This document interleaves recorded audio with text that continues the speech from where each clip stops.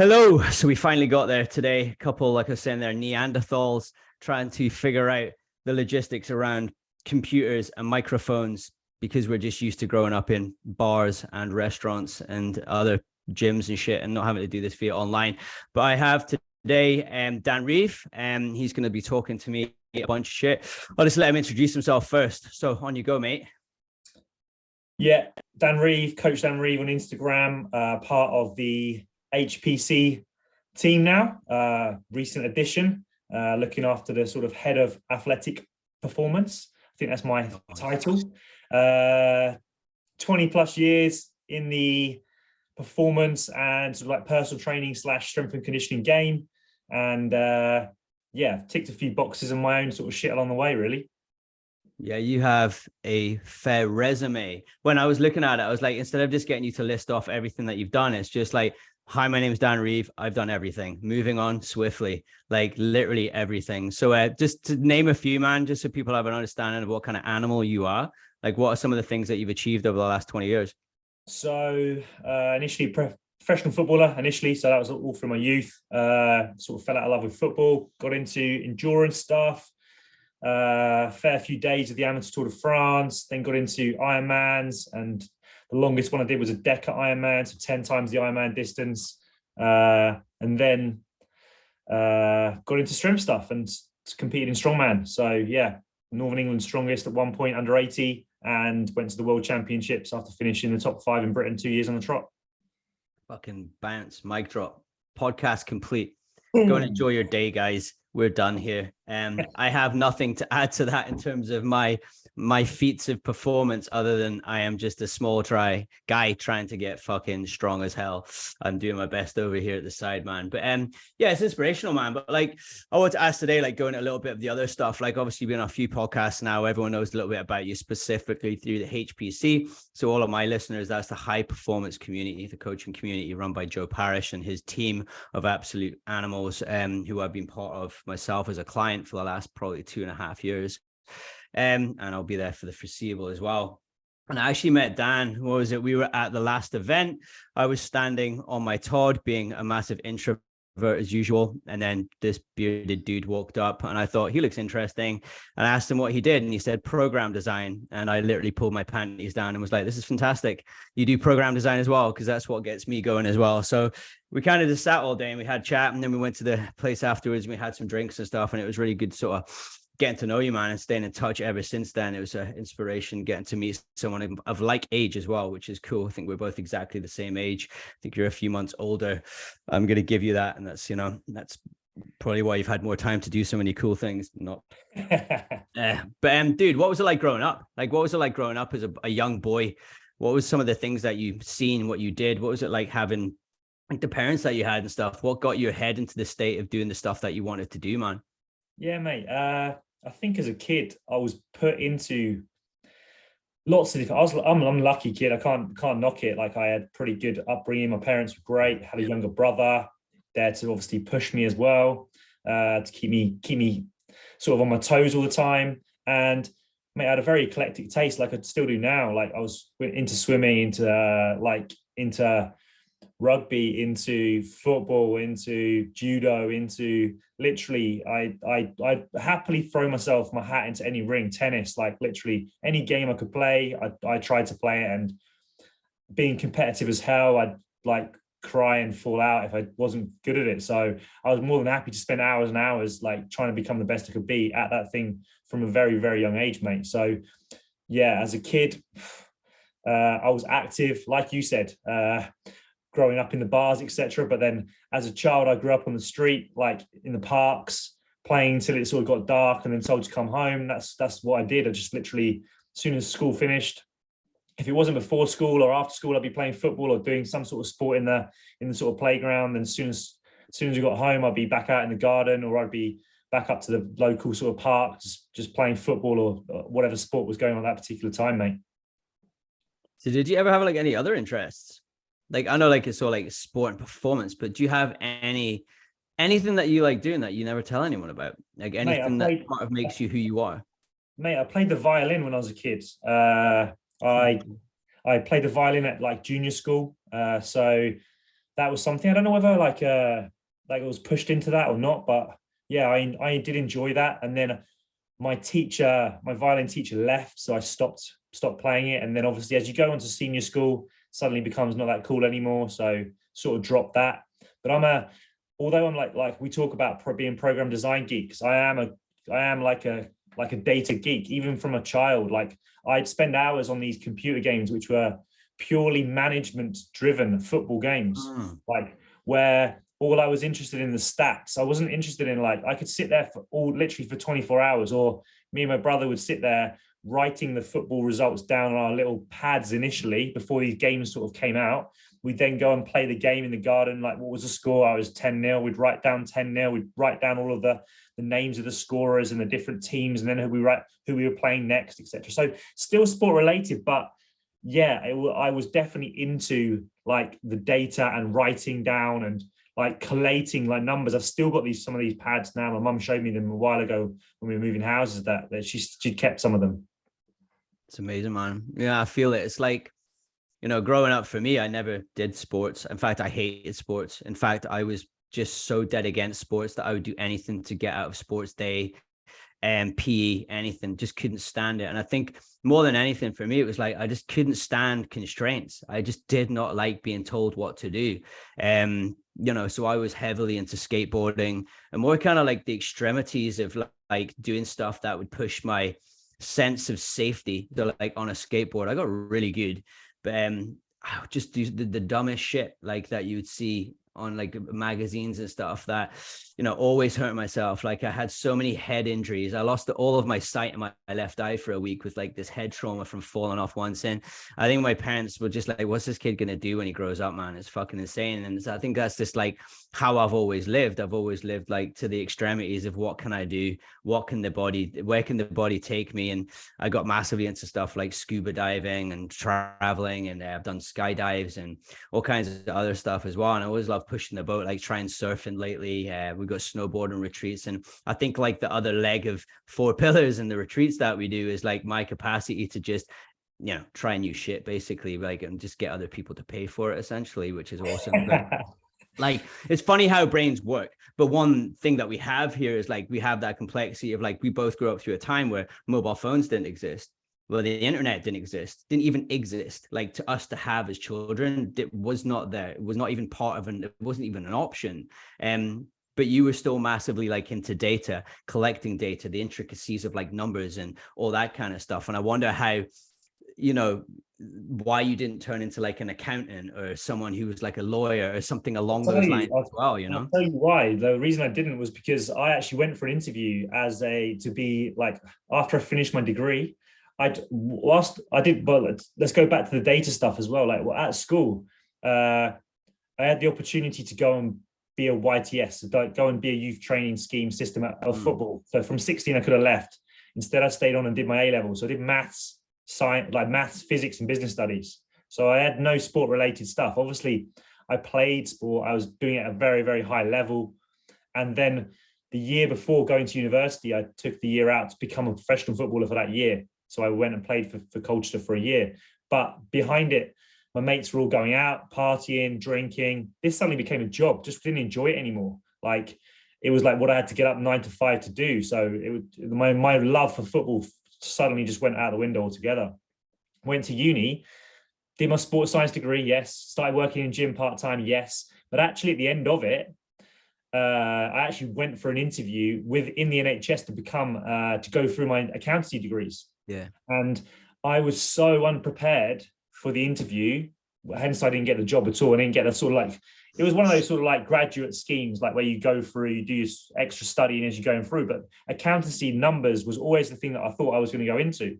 And I just literally didn't put the work in, went into this interview, I literally, even to this day, I can still remember the feeling of being in that interview and just thinking, you're so fucking unprepared. This is ridiculous. Like, this is so, it's like cringe. It's like watching The Office and seeing Ricky Gervais, how cringe-worthy it is. That's how I felt when I was in this interview, thinking the questions they're asking, you have got no idea, just wanted the ground to swallow me up, literally. But like I said, that was almost what I was going to become. And then from there, it was like, actually, you don't want this. And then suddenly still working part-time in the gym, suddenly people were starting to come up to me going, oh, can you do me a training program? Can you do me this? And almost fell into it. And even still, I was well into my 30s, my parents were still saying to me, when are you going to get a real fucking job? When are you going to like, it was like, well, I'm starting to become quite successful at this now. So yeah, I don't really want to change out of it, but like it could easily have gone the other way because of the way my brain is set up and like the things I'm interested in, the numbers, and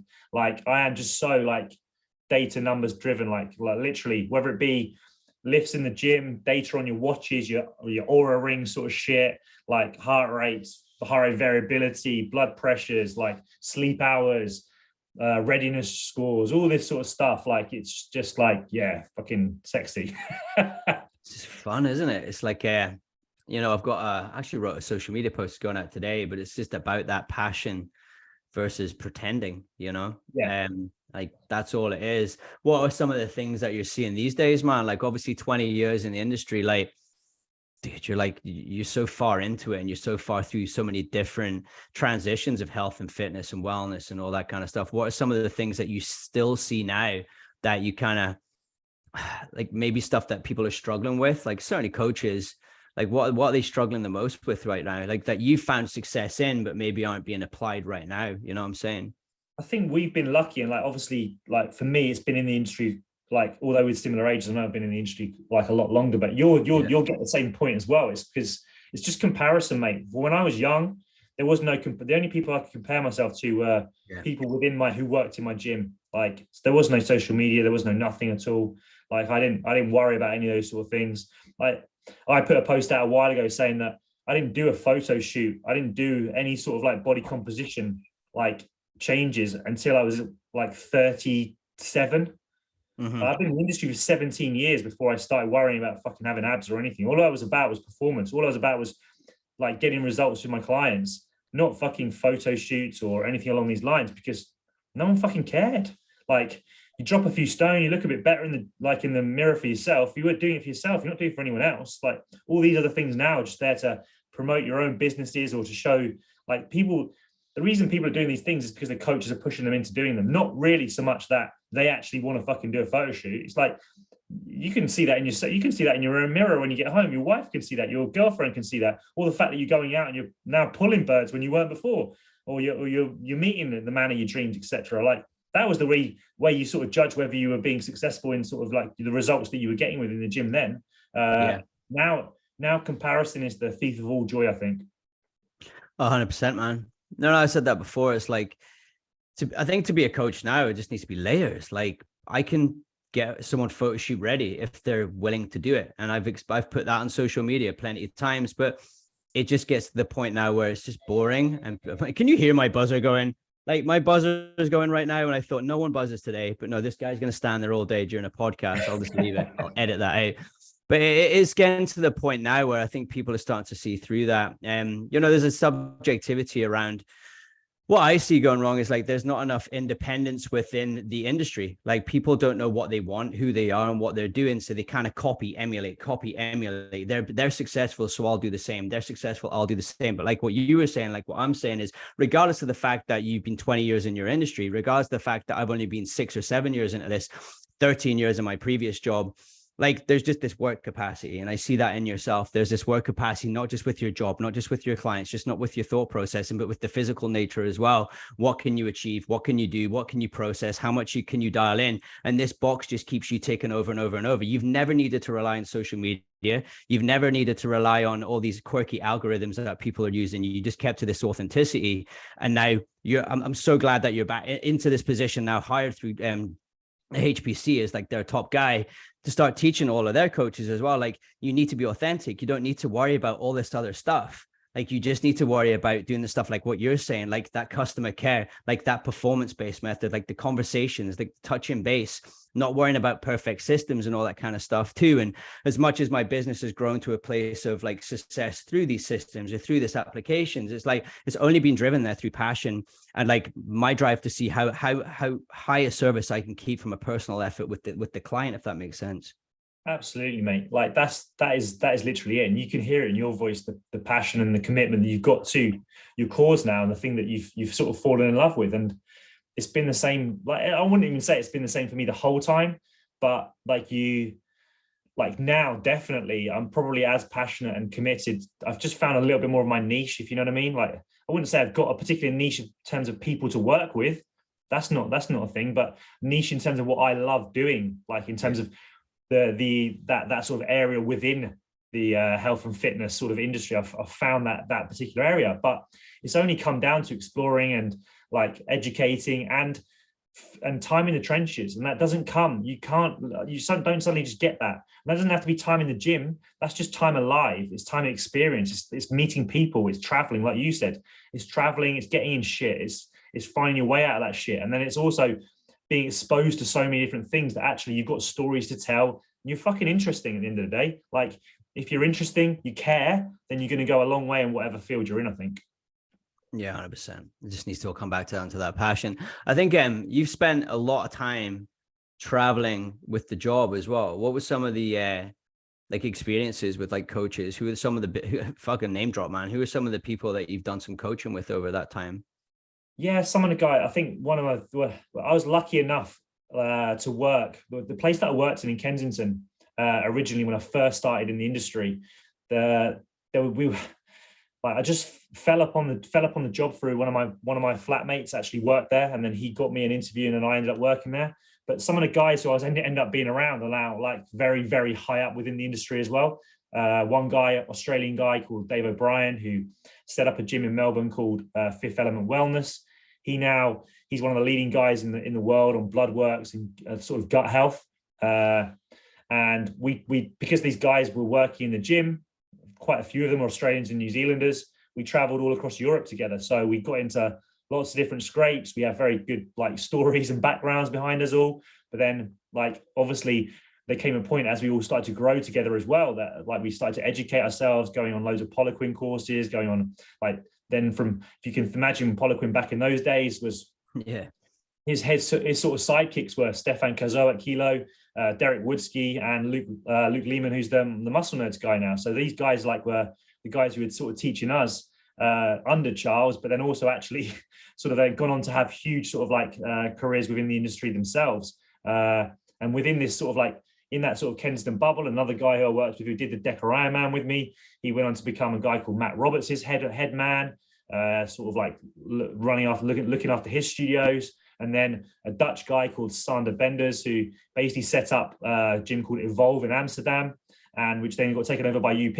And he's still sort of like still within the industry now, one of the top guys in the Netherlands. And it's like I was very, very lucky to be in that sort of room, like to be around those guys from sort of like 19 through to sort of 30, having loads of different experiences, loads of different things where we've actually all gone on to do very, very well. But it was because we all had that similar mindset of passion about the industry. And then we all got dragged in different ways to sort of like into slightly different areas and slightly different specialities and different niches. But actually being in those rooms was the key thing initially.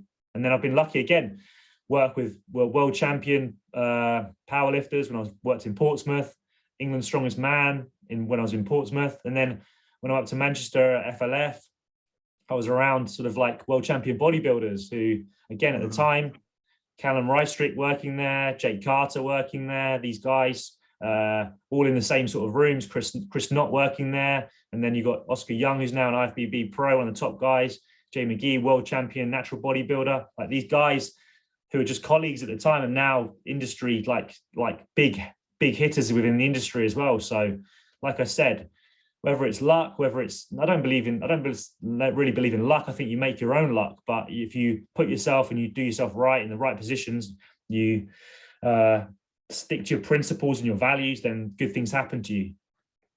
Sounds like a fucking pinball machine. You know what I'm saying? Like that's how I see that.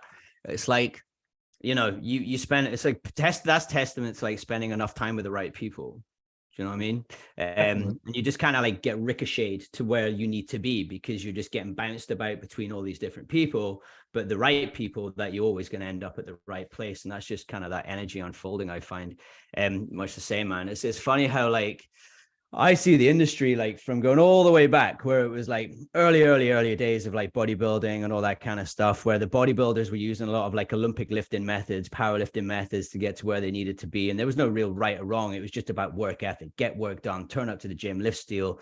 Form didn't really matter that much, get work done, right? And now it's come all the way through to this other fucking spectrum where it's like, let's all get let's get all too concerned about muscle fiber orientation, perfect technique. Like, and you're applying this to like Janet, your client who's just come out the office, like, and then it's like everyone's talking and slandering Charlie P, fucking rest his soul in his grave, doesn't even have a chance to stick up for himself these days, talking about how he was wrong in this era and how he was wrong in that era. And it's like, let's just take a massive step back. Let's just take a look at what we can learn from all these individual attributes and how we can then like take some of these things systemically and put them into our own program and into our own clients and into our own training and start to test that and see if they're right or wrong. I think that's probably for me like the biggest fault in the industry right now is this dogmatic view based around like what is right or wrong. And I just feel like coaches haven't got a clue where to start, where to go, what to read, what to do, what course to do, who's talking shit, who, you know what I mean? Where it's just like, for me, it was always a case of, I'm just going to go to the source. I'm just going to go right to the bottom here and I'm just going to read all of the shit from like Tudor Bomper and, you know, like West Side Barbell and all this other kind of stuff and just see how things were getting done, like the Russians, the Bulgarians, and then just start to see those layers coming in now in terms of like, what did they do and who's right? Okay, so what's Kasim talking about, or what's Dr. David Patterson talking about, what's Jordan Shallow talking about, and what actually makes sense to me and what can I take and then put into my business. And I just feel that's how things need to be done. And when I listen to your story, it's like almost like that is what you've done over such a long period of time, is you just worked at the source and now you just come up with Dan Reeve performance coach who's got his own ways of doing things, and because of that you're getting incredible results. And there's no right or wrong, it's just the way you do things, right? Hey, mate, like you've hit the nail on the head there. There is no right or wrong. Like, people have been getting big, people have been getting massive before any of the latest stuff's come out. People will continue to do that regardless of whether they have any clue where their sort of like pectoral muscle origins and insertions are. They're just going to lift fucking weights, lift it heavy, and they're going to keep doing that. Does that mean they're going to potentially get injured along the line? Yeah, of course it does. Like, does that mean there's not better ways of doing it? Yeah, of course. But it doesn't mean it doesn't work. So like, there's that view of like this is the right way, that is the right way. There's no, like, we know there's so many different ways to skin a cat, so many different ways to get strong, so many different ways to get big. Like, it is finding the best way for you, your clients, your population, and that resonates with you, that sits well with you, that you can get passionate about, and you can get buy-in from the people around you who are going to follow your methods. That is all it's about. Like, from my perspective, it's just great to get out there and see these different ways, not close your mind off to the fact that there's all these different ways and only think that there's one way, because there isn't. There's hundreds of different ways and there's hundreds of different things. And like, from my perspective, I never shut down. Like, when I'm triggered by something on social media or something, I purposely keep that thing there, because I think to myself, good, I need to be exposed to this. I need to see the other side of different arguments that make me think in a different way. Like, if I close myself off to just seeing things in one particular way, then I'm becoming the thing that I hate, which is the thing that's just like so obsessed with one particular way. Like, there has to be hundreds of ways. There are hundreds of ways. And it's important for us to make sure that we're just seeing all these things. Does it mean that you use them? No, of course not. But realize that there are different ways of doing this. And I'm never a fan of calling it out this way, calling it out that way. Like there are different ways, and let's just all agree that there are different ways.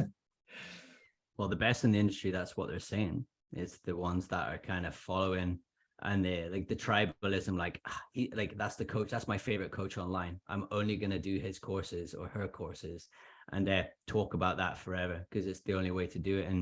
And it's just kind of like, you just get too bottlenecked into this idea that it's one thing, and you're talking about like stuff to do with like, understanding pec fiber orientation into the show, like that I feel is important as a coach, but you don't really need to take it any further than kind of like looking at things through the keyhole of like maybe remedial care and program design in terms of safeguarding positions of the joint over time and space within your program itself as they get better through tissue tolerance. But like at the end of the day, it's still just a dumbbell press. So can we just dumbbell press and get stronger in that fucking position? You know what I mean?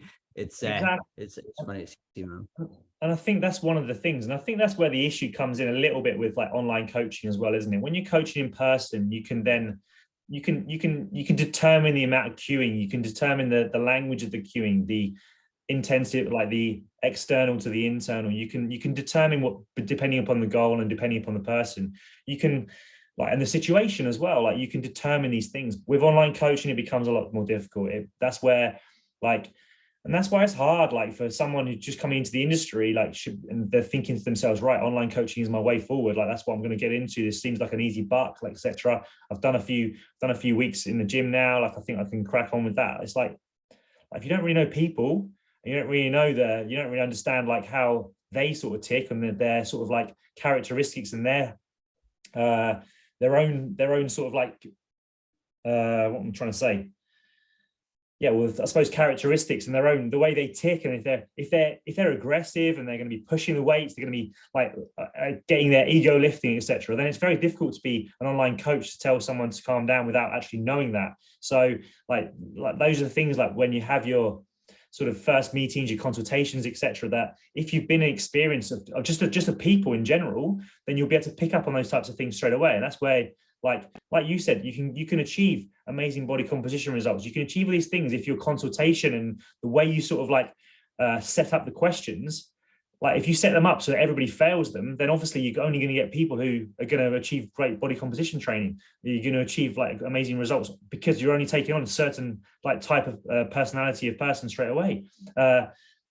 Straight away to that point as well. You can achieve it in any different way. But I've gone off on a massive tangent here. In terms of, I don't even know where I'm going now. But you can sort of see, like within the industry, it's so difficult. It's so hard. Like there's so many people saying so many different things so confidently as well that it makes it very difficult for coaches to like find the wood from the trees, basically. 100%, man. I remember reading books and like just then applying it. Like I went and I think the first book actually I keep talking Tudor, but read Tudor Bomper's Strength Periodization for Sport, and I read it up a crane on rigs and stuff. And I came home and I just started applying it to myself and to some like clients that I was training at the time. And that was it. And I was like, does this fucking work? Like, and I wasn't training athletes. I was just training regular Joes, but I've done that with every kind of training modality that I've ever done. Like I enjoy the look of it. I see that there's some kind of subjectivity in there that could get results. I'm going to try it. Like I've just done best part of 2 years now, undulating periodization through skill acquisition. I'm kind of done now. Like I've taken as far as I can take it, in my opinion. So next year I'm going to go and do some kind of different polarized training with sort of more conjugate methods, just to start to finite some of the details from that and add in more cardio and train, make that bike I just bought my absolute bitch by the end of the year. And it's just like, you know, there's no right or wrong, but I think there has to be time spent in like the job on the floor with the clients, like not just going straight online, but within your training as well, time spent and spending enough time there to see yourself peak and come down. Like I pulled 190 today for a single, that's good. But I actually pulled 190 for two about 2 months ago. So in my opinion, I'm not peaking anymore. I'm coming down. So I need to start changing things. But like I needed to come down from that peak to understand when I needed to change things as well.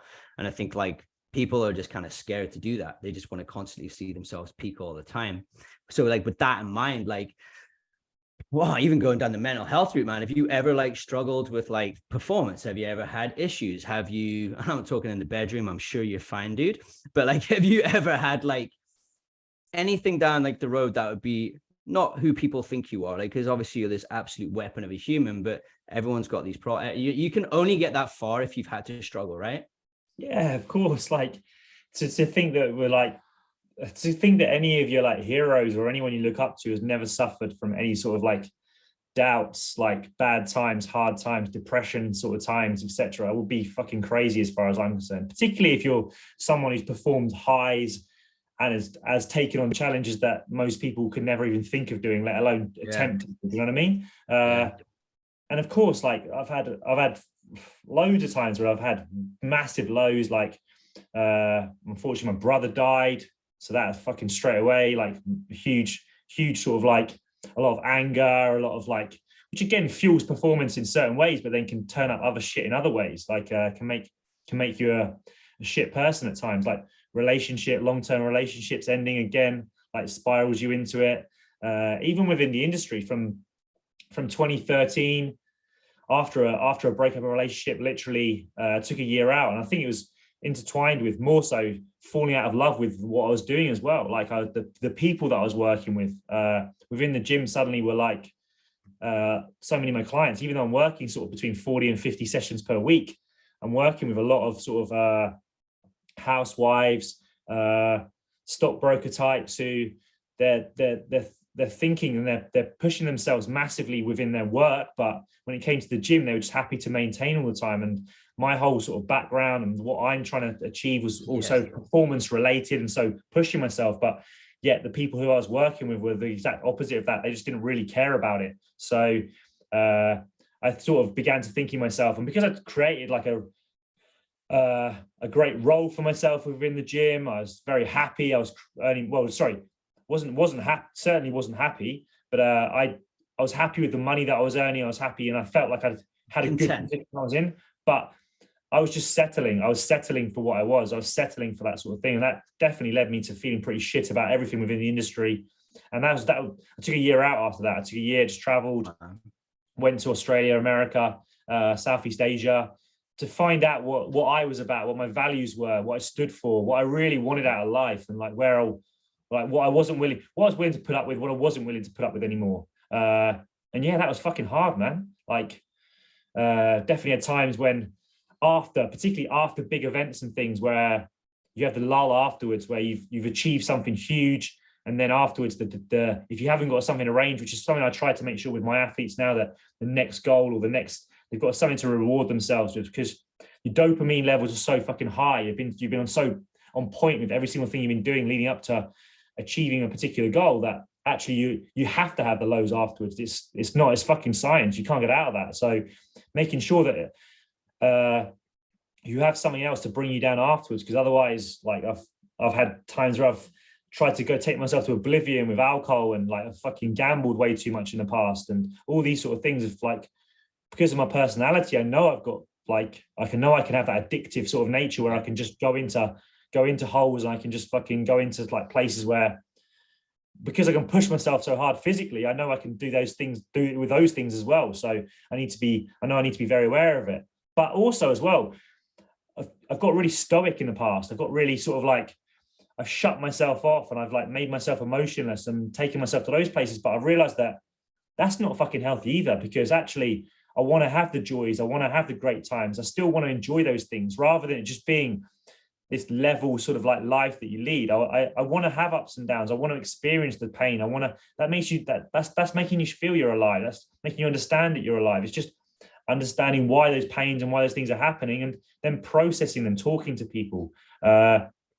So yeah, I've definitely had really, really hard times. And on the external and stuff, do people need to always see that? No. Is it nice to talk about those things sometimes? Yeah, of course. It shows you that you're human. But like, also as well, social media is what I fucking show you. What I decide to show you is exactly it's my choice. What I watch, what I see. That's why I've never understood people taking social media detoxes, because it's like, you fucking choose to watch this. Like, you're choosing to fucking consume this over and over again. Like, fucking stop consuming it. You don't have to tell people you're having a fucking social media detox. Just don't fucking do it, or stop following the fucking shit that's making you feel shit. Like, I've never really got that one. And like, I put out to the world what I wanted to see. The deepest and the closest that I let you get is my choice. And trust me, the things that I don't want you to see, you don't fucking see them.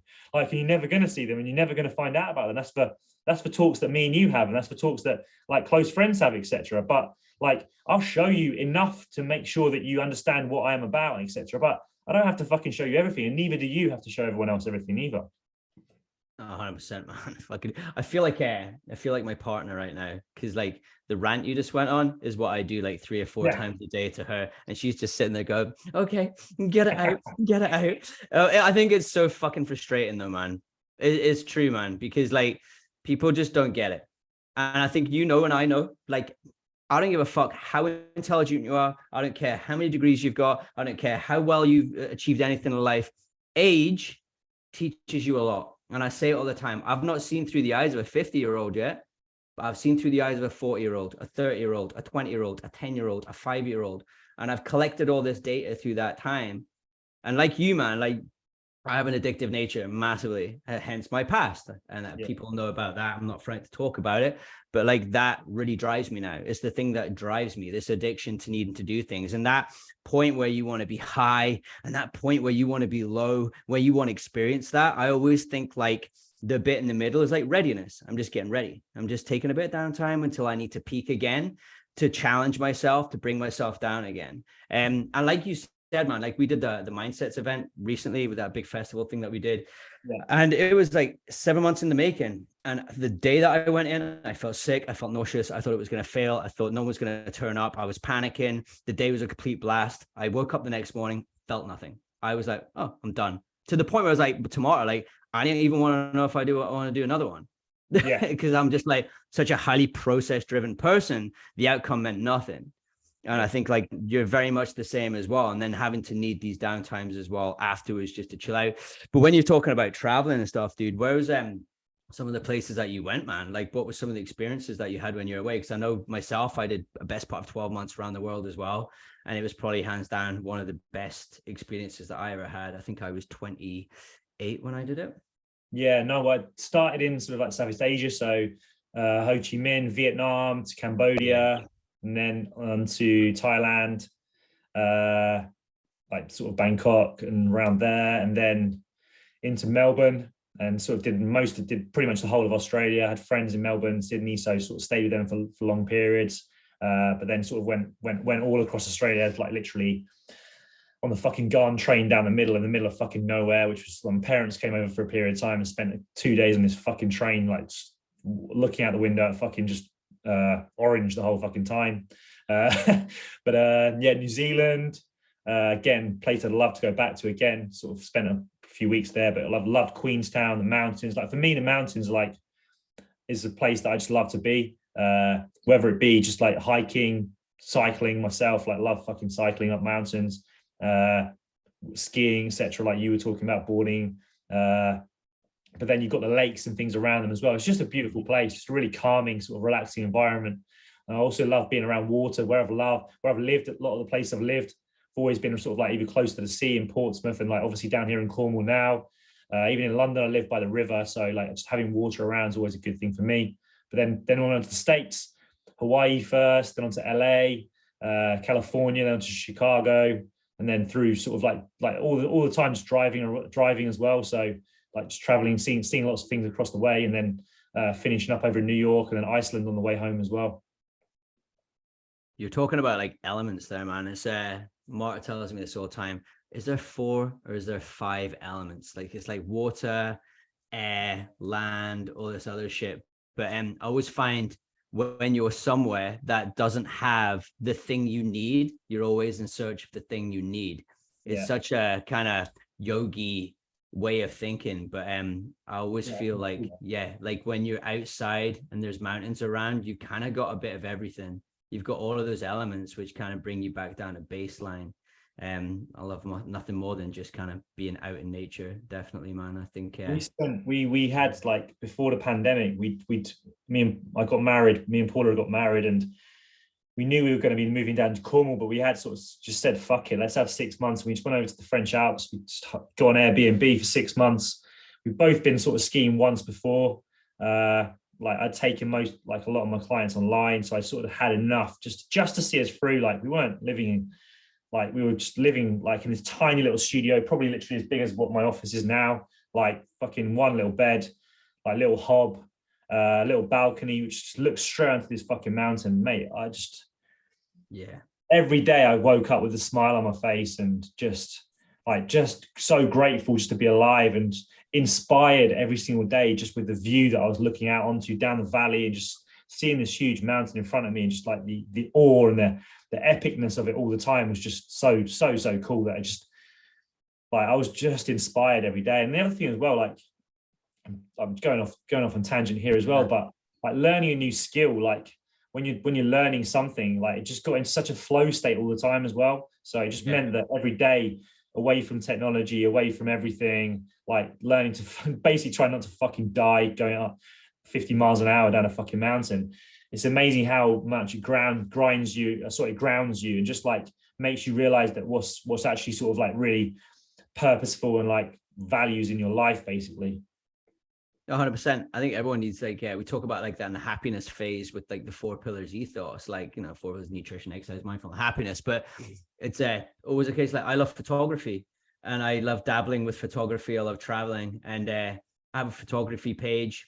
I don't really have many people follow me on there. I get a lot of requests from people and I just don't let them see it because I'm like, this is my photography stuff. I actually write poems on there as well. But like next year, I want to take up a photography course, and a good client of mine is a very well-known photographer who's going to take me out and teach me photography. And I always think in the back of my mind, like when I started doing exercise, I just fell in love with it. It's now part of my life.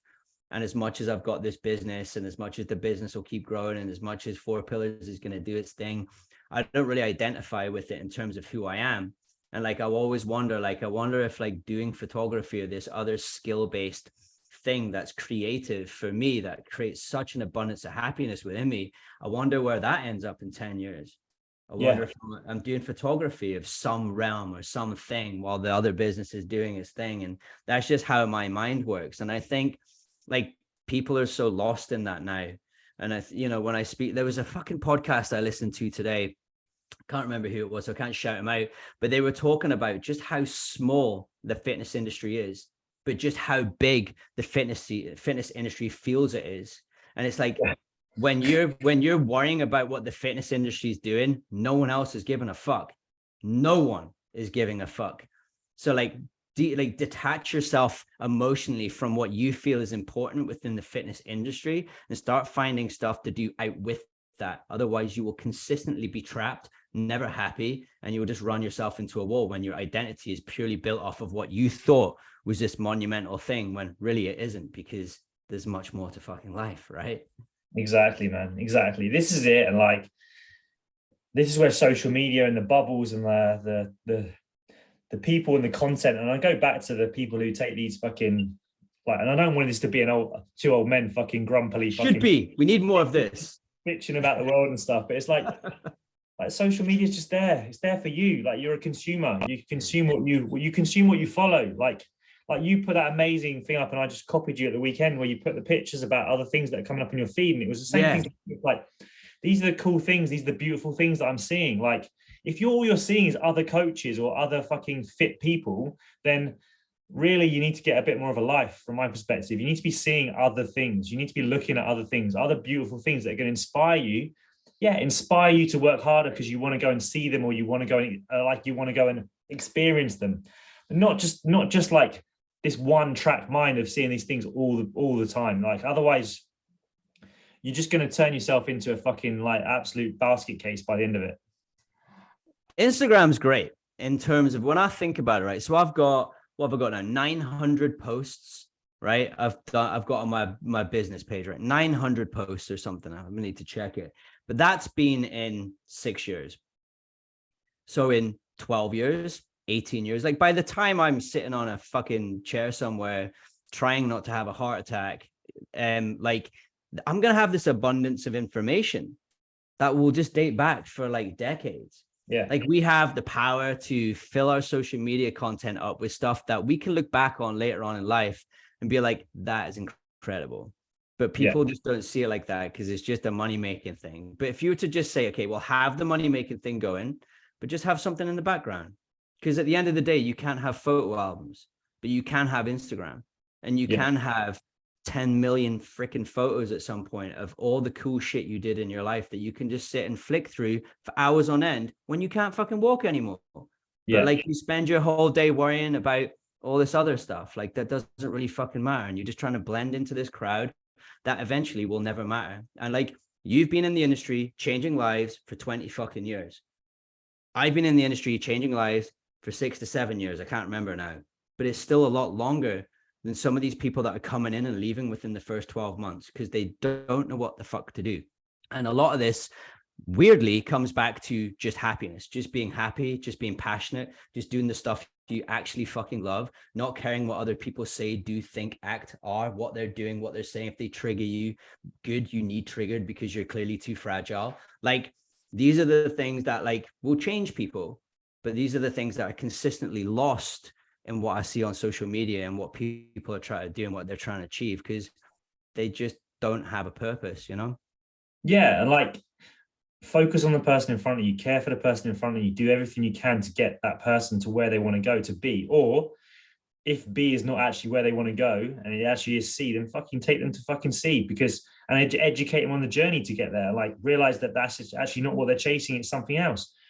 But like my whole Instagram initially, like I said, it's just a diary. It's a diary with a bit of like work content in there now, like considerably more than it was to start with, because I didn't care about it initially. It was just like what I did, and it was what I was lifting and where I was going and where I was traveling to and who I was with and the experience I was having. And I still try and keep it that as much as I possibly can. And then I throw in a bit of like educational content in there as well, because that's like where I'm at now, and that's like sort of like that has to become part of it, because that's actually who I am as well, because that is part of what I love and my passion at the same time. So as far as I'm concerned, it's still my diary, still what's going on with me on a day-to-day basis. But you can see where like it's like on some people it's lost, and it's just a sale after sale after sale and push and push and push. Like you're not seeing the human anymore. And for me, I love it so much was because in my 20s, I took no photos. I have nothing. Like I was too cool. I didn't fucking carry cameras. There were no camera phones. There wasn't anything. And I was too busy fucking losing fucking Nokia after Nokia, because I was getting pissed in some bar somewhere and I fucking dropped it, or I was on a table somewhere and I was not worried about it and someone's fucking nicked it or whatever. So it was like I want pictures. I want to see them. I want hundreds of videos and pictures, and I'll take them all the time. And I'm going to share them and I'm going to keep it, because for me, I'm going to look back on it over the years. Like you said, 900 posts down the line, there's probably enough now for me, however many thousand posts there are, fucking write a book on it, just going back through it and have a timeline there. And if I was smart enough or cared enough to actually break down the information I've given, there'd probably be something unique in there to like put out there to the world. Massively. But let's be honest, I'm not going to fucking do that. So too busy up a mountain. Exactly, too busy fucking living and writing the next one and taking the next picture of the next thing that I'm going to do, because I'm not looking, as much as it's nice to look back on the past, don't get me wrong, and I always will spend time doing that and reflecting, but I'm too busy planning on for the next thing that I'm going to do, because I can't affect that past. I can't change that past. All I can change is the next client going forward, the next discovery for me, the next experience for me. And that's what I'm looking at, the next goal for me, like physically. Like there's no point me going back. Nah, man. There was a thing that you said at the day that I met you, and it was something about you realized that you needed to spend more time with other people, even if those people are younger, because you're quite introverted, like myself, massively introverted, just like doing my own thing and just getting on with shit. But like what you're talking about there, man, it seems like, you know, the idea of coming out of that shell, that cave a little bit, and just starting to realize like I've got some shit to give back here to offer. And a lot of that I think does come back to changing the narrative that has been so fucking poorly imposed on the industry for so long. I wish there was more coaches who had 20 years experience coming out and just doing the you thing and just trying to teach the younger crowd that the stuff that you're basically talking about today, man. I just feel like you've been in this cave for a while, you've just rolled the boulder out and you've just poked your head out and you started screaming and everyone's like, oh shit, we better listen. I don't know if that's how you're feeling, but it's something that I picked up on the first meeting that we had, man. Yeah, definitely. And like we can talk about it for like, and we always talk about it with clients and we talk about it with people, but like untapped potential, etc. And I suppose from my perspective, I've always, what I've noticed over the last few years and what I've began to love over the last few years is I'm not the athlete anymore. I'm not the athlete. Throughout my whole life, I was a selfish athlete who was always putting themselves first and everything else would follow afterwards. Whereas now, I am actually the coach. I am being the 100% the coach. I don't care about myself physically anymore. Like I'm not giving up on myself, or I'm not saying I can't achieve goals anymore, because I can and I will. But what I'm realizing is that actually I'm getting so much more joy out of seeing my clients achieve than I have ever achieved, than I've ever sort of felt for myself achieving things. Like you, I'm so process driven that actually achieving the thing is just 1% on the journey. And I don't really care once I've done it. I just move on to the next thing straight away. That's it. Whereas seeing people making life-changing decisions, making life-changing like courses of action, like health changes, lifts, like achieving goals that they never thought possible, is inspiring me so much, to the point where it's like, actually, fuck, I need to be doing this. I need to be using my experience within my job to help other guys do the same thing as well. And I think like the penny dropped when I started seeing my clients doing that, and the thrill I was getting from seeing that even more. Like up until then, not up until recently, but like I've always just been that like selfish sort of like athlete mentality of like I'm only not only concerned about myself, but what I was doing was the most important thing as far as I'm concerned. My training, people jumped on my journey and were inspired by the things that I was doing, and they were the people that I was coaching. And they were sort of like, it was more them coming for me than me coming for them. Whereas now it's just like, I just want to make sure that I give away as much as I can potential wise, and don't leave anything on the table in terms of my experience and the shit that I've gone through and the lessons that I've learned to other coaches, to make sure that they become the best they can be, and don't just sit in the sort of ways that I am. And realize that actually, when you do get to your 40s, like you said, you've lived through your 20s, you've lived through your 30s, you've into your 40s, and the lessons and the things that I was giving out when I was my 20s and 30s are very different to the lessons that I'll be giving out now. Like they're very, very different. I'll be saying a lot of the similar things, don't get me wrong. It's like we said, there's many ways to skin a cat, and the certain key principles always need to be there. But actually, some of the other shit that I used to ignore, I'd probably be saying, fuck, you need to probably fucking do this shit. But by the time you get to become me, you probably should have been fucking doing it a long time ago as well. Yeah, we had that discussion as well, man. Everyone thinks like, check these old guys training. You should see my morning routine, just getting out of bed. Like I have a fucked shoulder and a dodgy hamstring right now, and all this other stuff going on. It's like nothing's easy. Nothing's Still easy. pulled 190 today, mate. Still pulled 190, so you can't knock it. Dude, that's nothing compared to the end of next year, I'll tell you that much. But it just is what it is, right? You just get up and you just work with what you've got and what you can do. Something that you mentioned there as well is like that differential between coach and athlete. Oh.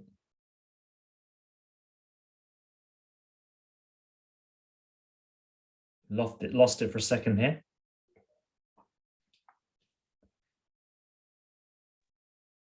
Oh, back. There we are. That'll be fine, man. That'll just continue on as it is. Like that differential between coach and athlete. Like I have never been an athlete. I never have been an athlete. I never will be an athlete, because I think an athlete is someone that identifies with their sport. They are specific to a said principle, which is usually a sport, and they identify, hi, I'm Ben, I'm a footballer, or hi, I'm Ben, I'm a rock climber, or hey, like, and it's from a competitive methodology. A coach, from this transition, from what I'm seeing from you, is just your identity shift from this guy that was an athlete for so long to someone who's now wants to actually do the coaching job, to actually do the coaching bit, which is a completely different standpoint. Like for me, I came into the industry as a coach from day one. And I think a lot of that came from my background and my history and my lifestyle and the previous jobs that I had to that, and the people that I was helping, and the good skill set that I had to bring into this industry to get me where I am to now, which some may say has been very fast results for such a short time frame. But I think it was just because I was able to step into those boots essentially from very quick aspect, because I knew my identity was never that of an athlete. I've never tried to be an athlete. But I can coach athletes, and I can coach people that are training for specific sports, because I understand their mindset, their headspace, and I can kind of meet them where they're at and give them the right programs. And I just see that with yourself, man. You're just absolutely grown into this guy that's like, yeah, fucking X amount of years is like this athlete, but now it's time to start coaching. Now it's time to start.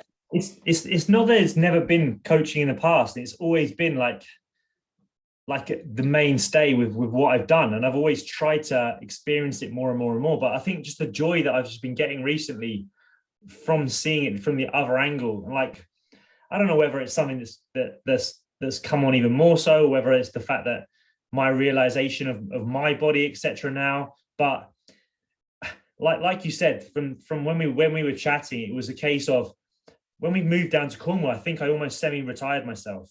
I sort of like took a step back. I had a lot more time. I was just working with my clients from that point of view, and I had so much more time to think, and it gave me that space to actually just go, right. I was very content, and I am very, very content now. I've been speaking with Kieran from TMP, Total Performance Stuff. I'm like very, very, I was so content. I'd lost that sort of like, we talked about it when I was sort of like going to hit some PBs recently. It was like, I'm just fucking content with life. I can't really fucking find the aggression or that will to really fucking lift this weight anymore. If you know what I mean? Like to really go for those real maxes. It's just not within. It's like right now, I'm just like, I have no bee in my bonnet about it. Just like I need, you know, when you need that sort of a little extra sort of push to take you over the line. I just haven't really had that. And it's I think a lot of it's like you sort of said, it's like, it's really just getting that, it's taking that coaching hat to that next level of actually going right now. I'm not just going to be like with you here, I'm going to try and take you on to the next level of this. There's levels to this. It's like almost like now I've got that Super Mario mushroom. I'm going like the next level seems like it's coming for me, and it feels like I'm ready to take that next step of like, right, actually, this is what I really want. I've had the time to think about this, and I don't want to fucking leave something on the plate here that actually I can pass on and have more effect. And the way I can have more effect is actually by affecting more sort of coaches. Like I can only take on so many clients myself. So actually by taking on coaches and helping coaches more, that spirals into their clients, and like, and then it moves on like to have a much bigger sort of broader sort of like spread there. You're just living the model. You're living the model now as opposed to being the model. And it's like, you know, if the coaches were the best athletes, they'd be the athletes, but they're not. You know what I'm saying? Like that's not the way it works. So for you to take a step back and to be able to then do the coaching stuff, you're going to have a massive impact on the industry, man, because you no longer need to be the athlete. You've just stepped back. You've passed that baton on, which is fucking awesome. And it's people like myself that come in at this thing, and I meet people like you, and I'm like, that's fucking class. That's fucking class. And let's just keep it there. So that's it, man. Like that's it from me today. That's bang on an hour. I want to jump on another one at some point with you, dude. We'll do this again. But dude, thanks for your time, Dan. That's fucking incredible. Like the wisdom and the energy and the stuff that's coming through what you're doing is huge, man. So a little bit of a farewell from you, man. What are we going to see next? And again, where can people find you and all the rest of it, dude? Yeah, well, it's Coach Dan Reeve on Instagram, and mate, I really appreciate the time, and like it's been so nice to talk on a different level compared to other sort of like podcasts, etc. It's nice to speak and yeah, you can find me there. Find me at the High Performance Coach, the HPC guys, and obviously I'm, like I said at the start, head of athletic performance there. So yeah, you can find us in those places. Otherwise, for me, it's working with all these top coaches now, and performance-wise for myself, High Rocks. I'm coming up to see you in February. Just taking part with a mate, so it'll be a nice sort of like just give me a nice focus over the winter months, sort of tick a box. But yeah, looking forward to coming up and catching up again then, mate. Yeah, dude. One last thing, if you could tell people something coming into what they're doing, whether they're in the industry or whether they're wanting to be athletes, whether they just want to start training, what would be the one thing that you would tell them? Just start. Just to start. Fucking just class. Start. It doesn't matter. Just like you don't know any better till you know better. Just start lifting, start doing something, and then man. Like just make it up as you go along, and then you don't know any better till you do better. Simple as that. It's like my coach said to me, it doesn't matter till it matters, and then it always mattered. So just fucking do the thing. That's it. Guys, hope you enjoyed this, man. Till next time, see you later.